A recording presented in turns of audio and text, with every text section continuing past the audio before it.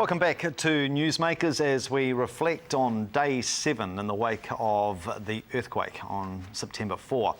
We are with MPs Brendon Burns, Clayton Cosgrove and the Selwyn MP Amy Adams, who's been through, like a lot of other Canterburyans, a horrific week, and all hell broke loose in your house on Saturday morning, Amy. Yeah, it did. Yeah.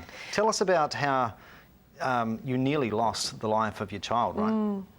Well, we're pretty close to the epicentre where we are, Mike. We're about 2 k's from it. I mean, I don't know what it felt like here, but I can tell you at home it was terrifying.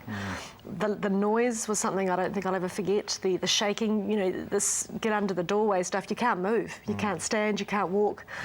We were screaming out for my daughter in the next room. When we went in and got into her room, we realised the fish tank in her room had flown across the room, hit the side of her bed and literally missed her head by inches, you know. And I mean, I've been hearing those sort of stories all week. That's the thing I think we're probably all, you know, experiencing. The number of how did we get through this without losing someone, stories that you hear is frightening. But I tell you what, as a mum, seeing her room, it was just a sea of debris and her bed was a little island in the middle of it. And I'm just so incredibly lucky that she's okay. How's your family now? She's pretty shaken up, as we are. You know, 4 of us and the dog in the bed the next night was a bit of a squish, but none of us were sleeping anyway. So, yeah, I think that the lack of sleep is getting to people. I think the aftershocks, we're constantly on edge, we're feeling pretty tense. And every time you hear a shudder or you feel a shudder, it might just be a bus, but we all sort of, you know. Yeah. So I think there's a lot of trauma out there, Mike. There's been a huge amount of praise heaped on your government and local city officials as well. Do you think it's been well earned? Oh yes, I think so. I think that the government and council have done a great job, supported by the civil defence, by all the volunteers. You cannot perfectly plan for events like this, but obviously there was a good deal of preparation and the services swung into action very, very rapidly. It ain't perfect. It never can be in these situations. There are still some people who are left without water and perhaps the odd house without power and so on, but by and large, considering what we have been through, I think the response has been fantastic. First phase, you know, the trick will be making sure that the number of phases that follow, and they will be many, are just as good, because we've got a lot of work to do. Putting aside the aftershocks and that very raw, nerve-frazzled state we're all in, what about the endurance for people like in Kaiapoi and Pines Beach who are possibly not going to face the normal utilities that we take for granted, you know, the likes of sewage and so forth? They may not actually have those back for months.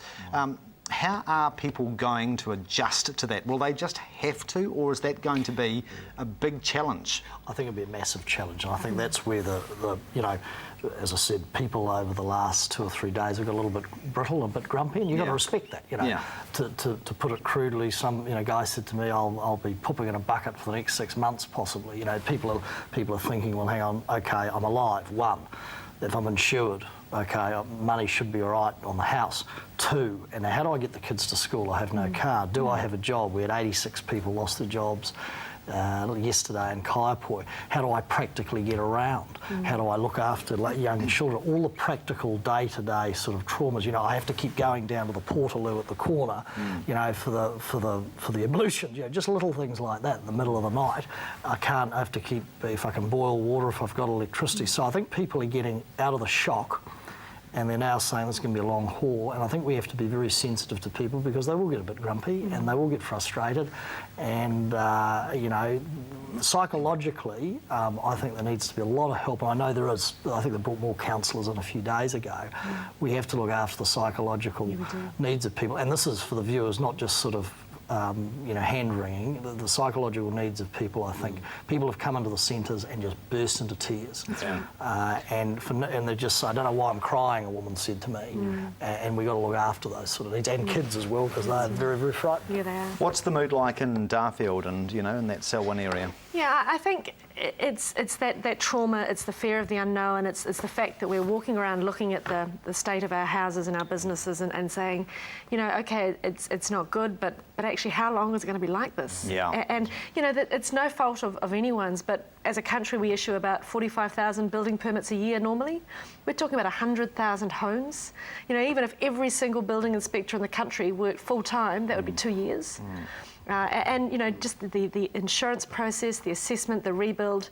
You're wandering around thinking, I'm going to be living in this state of disruption for a year potentially, and getting your house fixed. And there's questions around insurance and what's covered, what's not. We've got big crevices that have opened up in paddocks, and no one's really sure what's happening with them and where it's going. We don't even know what the damage is.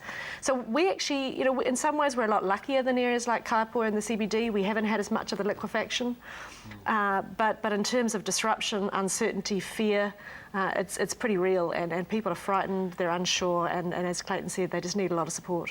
We had a number of calls through the week on the radio show from people, for example, in Dellington and Avonside, who would ring the show to say, hey, look, we can look across the river and we can see Portaloos for Retreat Road, but we haven't got Portaloos, and it's a hell of a long walk for us to go to one of those Portaloos, and within an hour, a Portaloo would have arrived. That's right. That's okay, but to try and get the same rapid response for a whole new sewage system is not going to be so easy. Yeah, well, the pipes are a lot bigger. Oh, yeah. And much more difficult to replace. So, and that's the biggest challenge in terms of infrastructure, I think, is getting the sewage system right. Yes. What kind of time frames do you think those residents are facing before they've got those permanent standard operations back in business? I would think weeks rather than months for most of that infrastructure to be back in place properly. Yeah.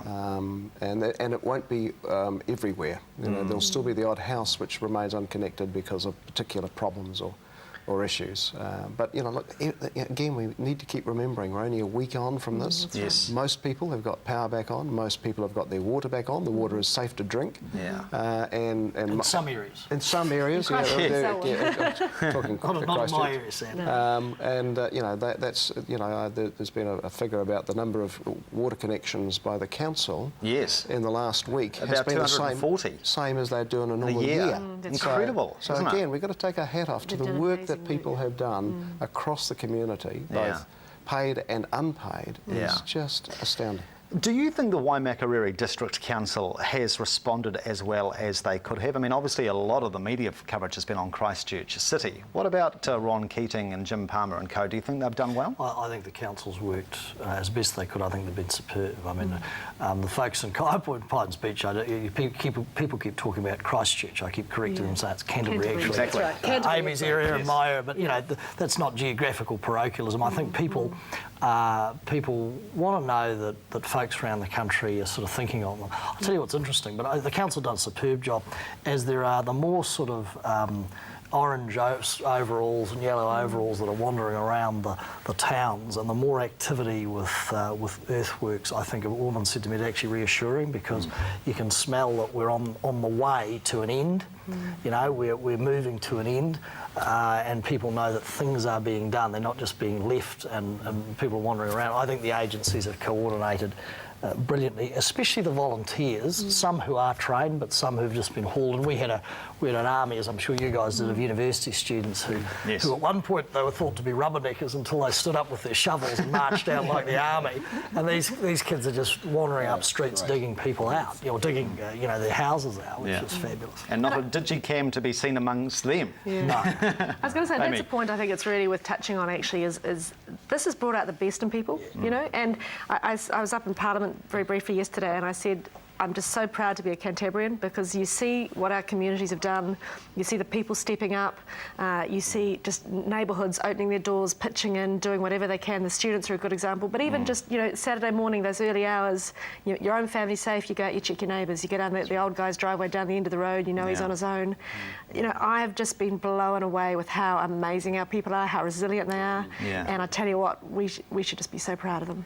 Absolutely. We'll take a break in a moment. We'll have a look at the local body elections. There's been a bit of speculation as to whether they should be delayed. We'll have a look at that. Also, liquefaction, and what about where we live in the future? Are there going to be some major changes to the residential layout of Canterbury? Should there be, or is that far too premature to be speculating about? Plenty ahead. Do stay with us.